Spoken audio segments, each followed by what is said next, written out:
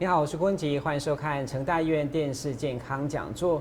我想有些人对这个放射线治疗的观念呢，好像是只有病入膏肓的末期患者才能够接受。不过事实上呢，放射治疗无论在早期癌症或是严重患者，都有不可取代的重要性。而且相关的放射治疗，民众还是有很多的顾虑，甚至是误解哦。所以，我们今天这一集呢，就要担任留言终结者的角色。现场为大家解惑的是成大医院放射肿瘤科郭瑾郭医师。那么有请郭医师先跟观众朋友问好。各位观众朋友，大家好，我是成大医院放射肿瘤部的郭瑾医师。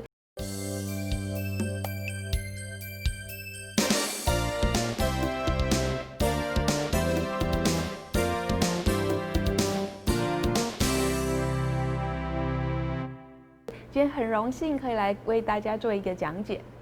好，欢迎郭医师哦。那我想，就我了解，这个放射治疗已经超过100年的历史哦。换句话说，这个治疗角色的重要跟技术上的发展应该是相当成熟哈。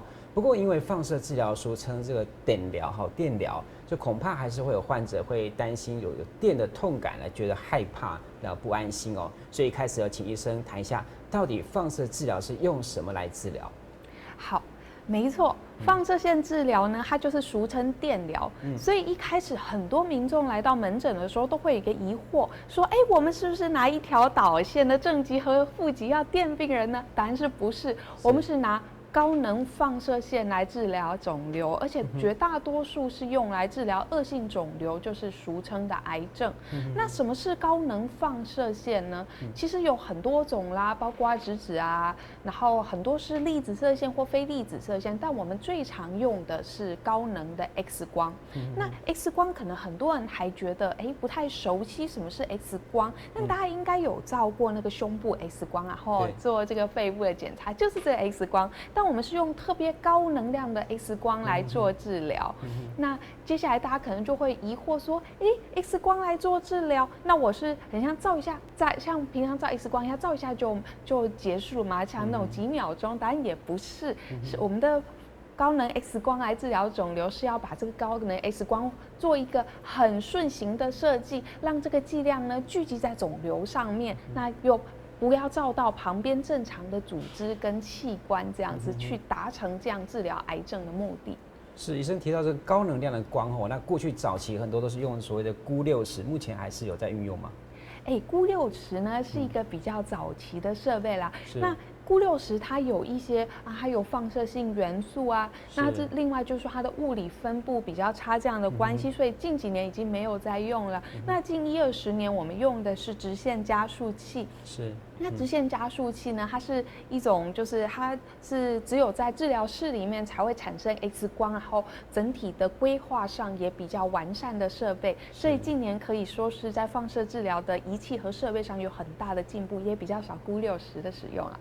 好，那医生提到这个直线加速器哦，很多人在报章杂志上可能会看过什么光子刀啊、伽马刀，或者是比较炫的名词哦。那当然病友也会相当疑惑，这些刀真的是比较厉害吗？谢谢，这个问题真的非常多人有这样子的困惑。那我们还有更多的病人会问我说我们还有电脑刀然后林口长庚、高雄长庚说有质子刀，然后有螺旋刀、有好神刀、有瑞素刀、有光子刀，到底这么多刀都是在做什么呀？对吗？然后我们其实有一些刀有各自不太一样的特性，但是不同的刀呢，都是用辐射线来治疗肿瘤这么多的名字，就像是车子有 BMW、有 Toyota、有 Benz、有 Lexus 不同的品牌，不过还是中间有特殊的几种，还有特殊的效果。例如说，电脑刀呢，它多数拿来做放射手术，主要是针对那种小颗的。单颗的早期肿瘤，或者是少量的转移的肿瘤，做那种很小范围的大剂量的放射手术。是。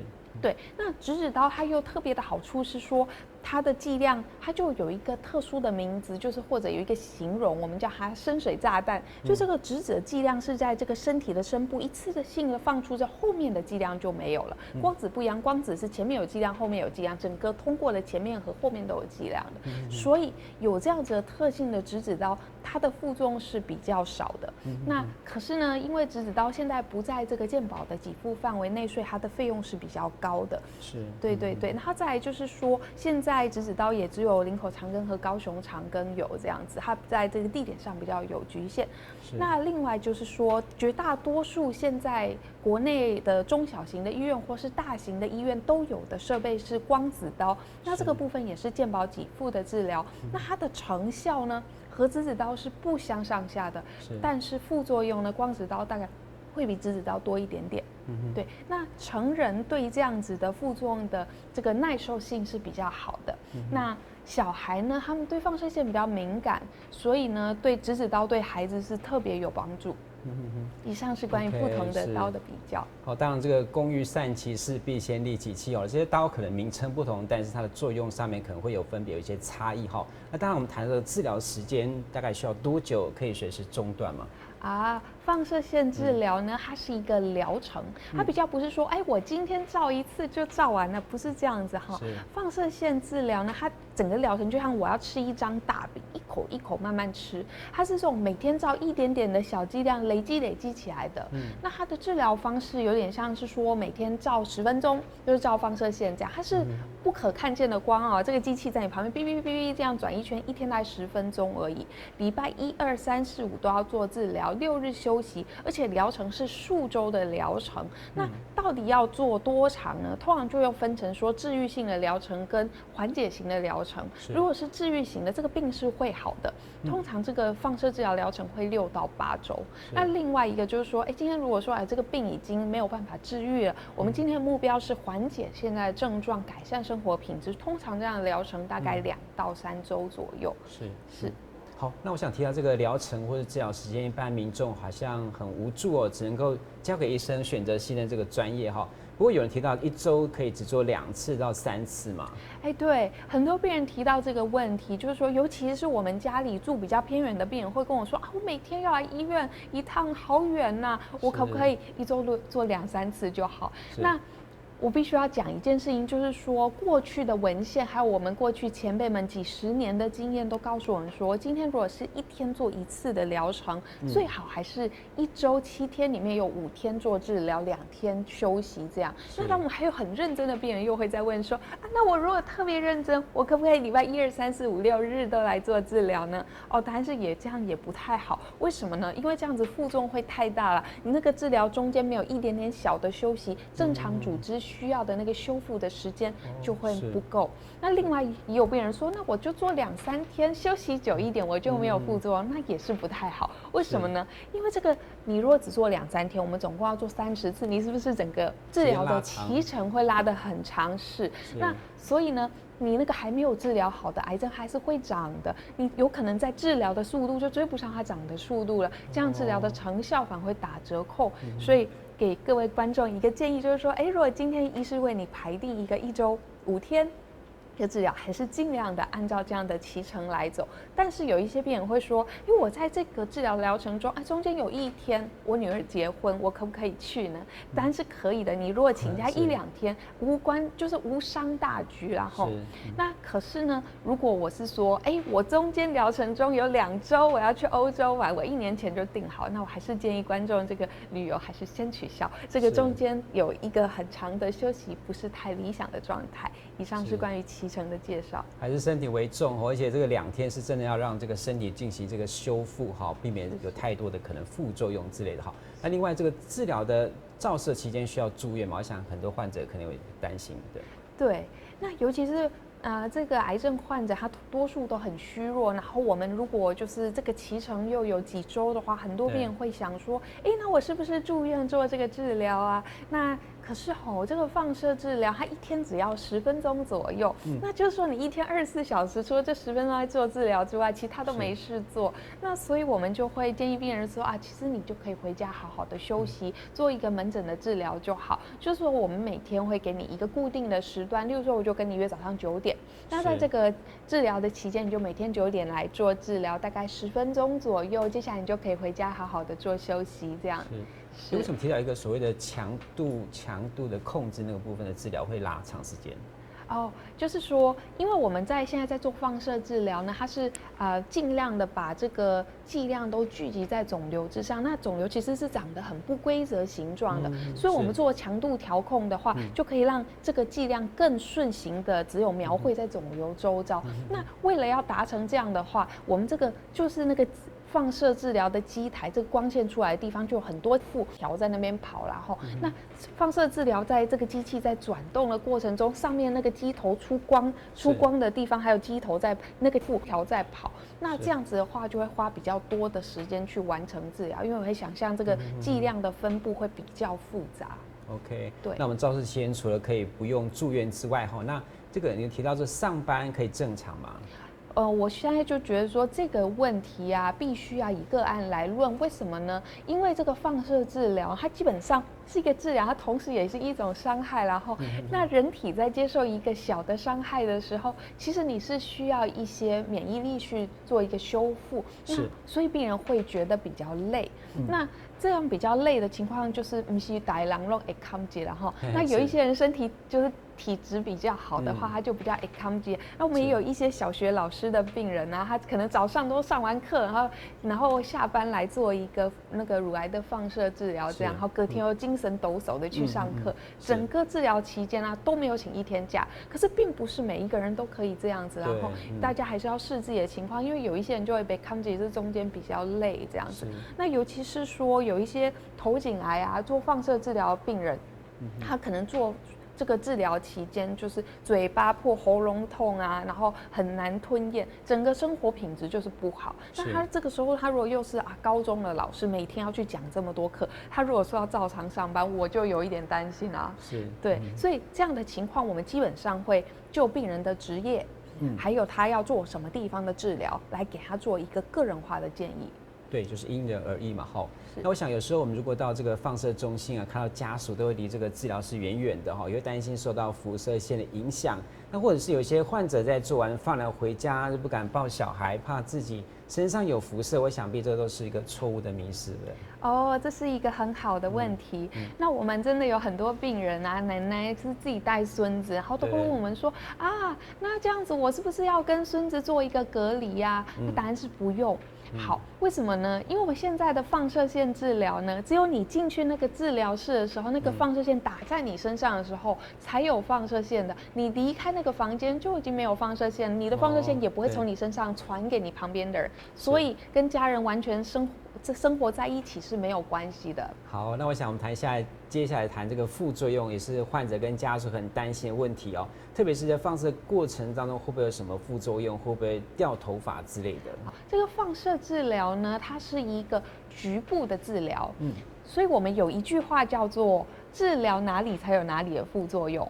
然后对，所以今天我们如果是在治疗胸腔的话，我大概就是会有一个比较像胸腔的副作用，就像是咳嗽啊、会喘啊，或者是我吃东西咳，这都是比较是胸腔的副作用。那我如果是治疗腹部的话，就比较有腹部的副作用，然后像是拉肚子啊、恶心呕吐啊这种。那我如果是治疗头部的话，会治疗头里面的脑部，这样子的话就比较容易有头的副作用。这样子，那头的副作用就是从头皮进去的掉头发到这个头觉得晕晕的，都算是头的副作用所以基本上是治疗哪里会有哪里的副作用。那什么时候会掉头发？就是治疗头的时候。尤其是像治疗各种癌症的脑部转移，这时候会有时候是做全脑的照射的时候，你就会掉头发这样。不过这种大部分是可恢复的啦只有在那个脑癌的患者，他要给到很高的剂量，做那种6周疗程的时候，这个局部的掉发就可能是不可恢复，大概就这2个情况。平均这个副作用的几率会很高吗？基本上如果是掉头发这件事情是做脑部的治疗的话，基本上大部分都会有。只是会不会长回来跟不会长回来的这个2个差异。对。好，那一般我们放射线治疗的所谓这个全身性反应的副作用，大部分都是疲劳还是怎么样？对，我们放射线呢，其实绝大多数是一个局部的副作用，然后全身的作用其实是比较少。不过它毕竟是一个伤害啦，这个治疗其实也是一个小伤害嘛。这个伤害造成的本身会在治疗刚开始的1-2天，会一个全身性的倦怠。很多病人会跟我说：“哦，我怎么觉得好累，就神呢？”对，那其实这就是一个发炎反应的展现。那蛮多人会觉得很累啊。另外就是说，放射治疗它是一个每天要来医院的治疗啊，这个舟车劳顿本身也好累这样子。对，所以其实蛮多病人会在中间说：“啊，我虽然是一个局部的作用，但我其实全身都好累。”那有提到就是它有食欲不振的副作用，那个是可以进行所谓的改善或是怎么样吗？提醒他。对，其实还有个食欲不振这件事情呢，它不一定是放射治疗的副作用，它有可能是癌症本身造成的。因为癌症本身，第一个就是说它会抢你的营养之外，它还会分泌一些东西，让你都不想吃东西这样子。对，然后所以就是说，我们都会鼓励病人说，你要把这个治疗期间吃饭当作吃药吃，意思就是说，我就是很不想要吃饭，我就是觉得很没有食欲，我也要当做这餐饭就是一顿药，我就要把它吃下去，这样子，要有足够的营养才能，一是对抗病魔，二是这个治疗本身也是一个伤害，要抵抗这样的伤害嘛，对。那另外对这个皮肤也会有特别的作用吗？对皮肤的话，这个基本上放射线的话，它基本上它是穿过身体，从外面穿进去，从后面出来，整条路径上都会产生作用。所以经过的任何的，不管是皮肤啊、软组织啊等等，所有东西都会作用到，只是说会有剂量强度的问题。然后如果今天我的那个目标不是皮肤的话，通常会散射在皮肤上面的剂量是很低的。对。好，那我想说，我们如果手术跟化疗相较之下，这个放疗的副作用更大，我想必这个也是迷思哦。放疗跟手术跟化疗呢3种东西的副作用有一点不太一样。因为这个手术产生的副作用有时候是术中或是术后产生啊。那放射治疗产生的副作用，它就很像是说这个。很像小火在煮这样子然后所以前面有时候你这个6周的疗程，然后前面2周都没什么感觉，你仿佛以为你没在做事一样，没在治疗。可是有时候第3周、第4周开始，你就开始觉得，我好像有一点哪里不舒服，这样通常是照哪里就哪里不舒服。举一个例子，就是说我今天是做一个直肠的放射治疗好了，那有可能就会觉得说，开始第3周开始拉肚子这样，做到第5周就拉得比较厉害。那这样的。这个副作用也不是到治疗一结束它会立刻没有，通常还要隔一段时间，可能几周它才渐渐的改善。那它的副作用其实还分成短期跟长期，然后这个放射治疗完之后，放射治疗结束的数年，有时候都还会有长期的副作用这样子。是，对对对。好，那我们提到就是治疗期间有什么东西不能吃，好像民众有很多顾虑是不是连是不是生机饮食都不能吃啊？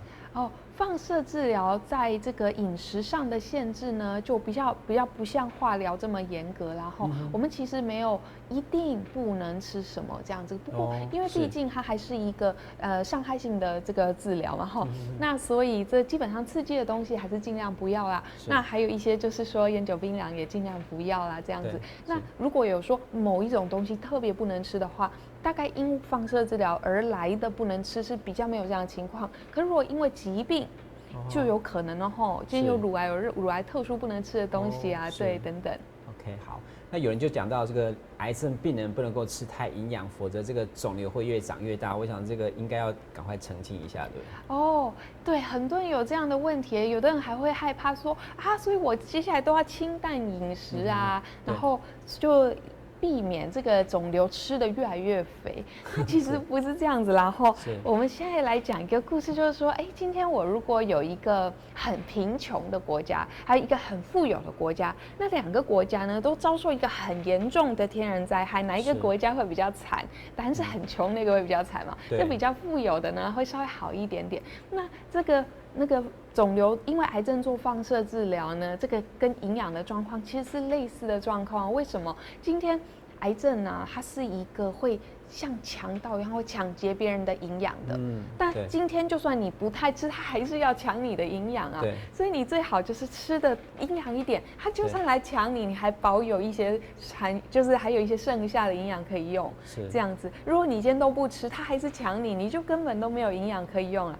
那还有就是说，过去的文献还有我们过去几十年的经验都告诉我们说，其实营养状态好的病人，它整体的不管是治疗成效啊、生活的品质啊，总体都比较好。所以我们还是鼓励病人说啊，你还是要把吃饭当做吃药吃，就是很不想吃啊，也要给他吃的营养，这样蛋豆鱼肉类啊，要吃的均衡，吃的营养。那尤其是我们做头颈癌的治疗的患者呢，他的营养会特别的困难哦。你看他做治疗中间，他可能嘴巴破啊、喉咙痛啊、吞咽困难，他饮食真的非常的困难，所以我们还会特别把他转介去给营养师做一个营养的咨询。那其他的癌症需要的话，也都可以做营养咨询。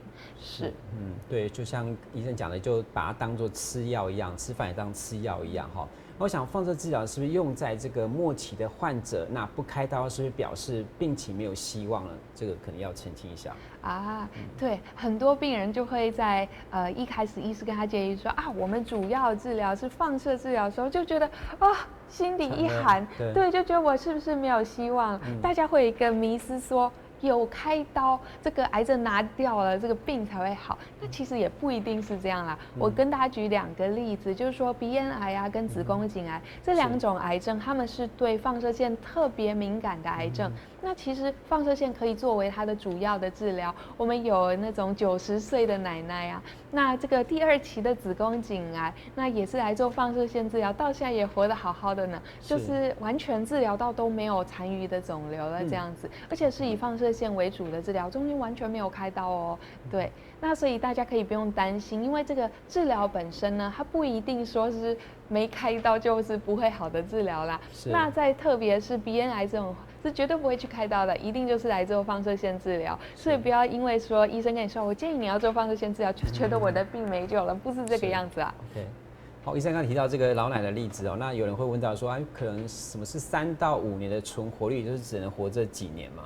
也很多病人会问我说啊，这个报章杂志啊，或者是这个学术期刊都说这个5年存活率，我是不是只能活5年啊？其实不是这样解释的哈。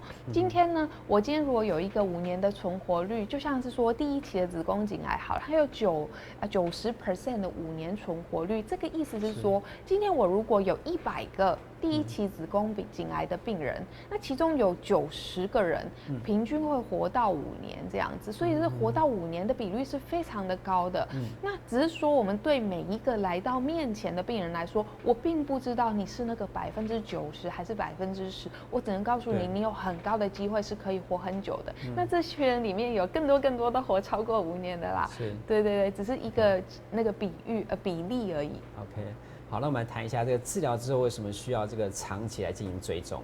好，那因为癌症是这样子吼，就是它有一个问题，它比较像是一个慢性病。今天我就算是一个比较早期的肿瘤，它好像还没有跑到很远去这样子，可是也有可能它中间有我们眼睛看不到的小小的细胞，它已经偷偷的跑到其他地方，沿着你的血管藏在哪里这样，然后我们就没有办法在一开始的检查就看见它，因为它可能太小了，就像是说，今天我们如果有一个人开车到高速公路上，我从全国的角度上就找不到他，那一堆人聚集到某一个，例如说总统府门口的时候，你才会发现哦，原来有这么多人啊，对，所以这种在做治疗、在做检查的时候，有时候你就没有办法在一开始的时候就发现，已经有偷偷跑出去几个小细胞了这样子，对，然后在这样的情况下，你做了一个局部的完整的治疗，那有可能后来跑出去的那几个细胞就会再长起来，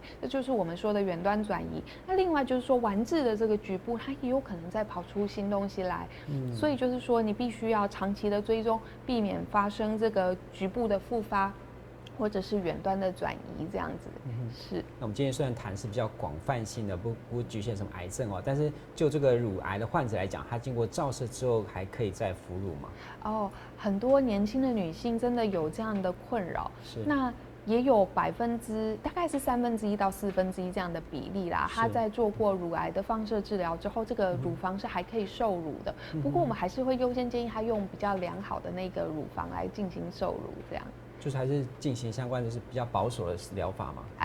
这个基本上放射线照过的那个乳房吼，它很难再恢复完整的功能呢。对，大概就只有1/3到1/4可以有这样的功能，而且它除了不能受乳之外，它就是有一定的比例不能受乳之外，它还会有局部就比较不会流汗啊，皮肤比较干燥的问题。是。好，我们接下来谈一下什么是这个肿瘤的指数。那正常它可以用这个抽血来检查有没有癌症吗？很多人，尤其是现在健检很盛行，然后那大家都会抽一大堆肿瘤指数啊，看到哪一个指数稍微高一点，就觉得好紧张，好紧张。对。那其实我只能说这个肿瘤指数是拿来参考用的，意思就是说，每一个癌呢，它其实有自己比较跟它相关的指数，然后例如说。这个可能卵巢癌啊 CA125啊，肺癌 CA， 这个是大家比较熟悉的肿瘤指数，或者是摄护腺癌 PSA 这种东西，然后可是并不是每一个人的癌症它的肿瘤指数都会增加哦。那我们拿它来做什么用？就是说你治疗前抽一下肿瘤指数，那治疗后再抽一组，那我可以做一下比较。我如果治疗很有效的话，可能可以看到这个指数的降低这样子。那之后追踪你可以持续来看，就是说，我这个降低的指数是不是一直维持在低一点，有没有再高起来？这是一个参考用的。不过因为并不是每一个人的肿瘤它都会产生这个指数高的情况，所以就不是说你的肿瘤你的指数不高就没有癌症。可是另一个方面也说，就是也不是指数高你就一定是癌症。然后我们举这个 CA125为例子啦，它有可能是就是跟卵巢癌有关也有可能只是一个卵巢内膜的异位症，它也有可能是一些其他的良性的疾病，所以也绝对不用因为说我做一个健检肿瘤指数高一点我就好紧张都睡不着觉，这个还是需要再进一步检查的。好，那我们常听到有些癌症患者肿瘤会扩散，刚刚有提到这个远端的一个转移后，那事前不能够检查出来吗？因为我们现在的检查它有一定的局限性，然后就是它通常就是说肿瘤要到一定的大小，可能像0.5公分、1公分这种大小，它比较能侦查到。那其实0.5公分或1公分，1公分好10⁻⁴方个细胞，非常非常多的细胞你还查得到啊？那这就像是说，当它只有1、2个细胞的时候，我就查不到。这就是说我今天开车，一堆人要去总统府前面抗议，但这些人在那个高速公路在他家旁边流窜的时候，我其实是查不到他的。可是他们聚集到总统府上面，全部一大堆人在那边的时候，我才看到原来这里有坏东西了。所以有时候他已经跑了一点点出去了，那这个时候就只好靠要么化学治疗啊，要么你个人的免疫啊来做一个防范这样。好，那我想癌症一直是国人10大死因的头一个啊。那很多癌友会接受放疗，但缺这种治疗可能不是很清楚，甚至有迷思。那我们今天呢要终结这个留言，而不是要推广放疗有多棒哦，而是要告诉大家每种癌症的治疗方式依照级别都有它对应的疗法。那医生会依照患者的状况来选择相关的治疗。那有时候不是单一，而是这个多管齐下才能够相辅相成哦。那今天非常感谢郭医师到现场跟我们分享哦，更感谢观众朋友的收看，祝大家健康平安。